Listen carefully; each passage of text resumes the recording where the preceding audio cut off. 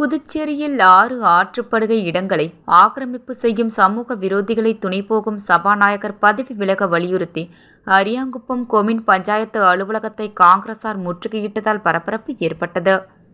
புதுச்சேரி மணவெளி தொகுதிக்கு உட்பட்ட நோனாங்குப்பம் மற்றும் பூரணாங்குப்பம் பகுதியில் அரசுக்கு சொந்தமான இடங்கள் மற்றும் 6 ஆற்றுப்படுகை இடங்களை ஆக்கிரமிப்பு செய்யும் நபர்கள் மீது கிரிமினல் சட்ட நடவடிக்கை எடுக்க வேண்டும், அதற்கு துணை போகும் சபாநாயகர் செல்வம் பதவி விலக வேண்டும் மற்றும் அரசு அதிகாரிகளை கண்டித்து காங்கிரஸ் சார்பில் கண்டன ஆர்ப்பாட்டம் அரியாங்குப்பம் கொம்யூன் பஞ்சாயத்து அலுவலகம் முன்பு நடைபெற்றது.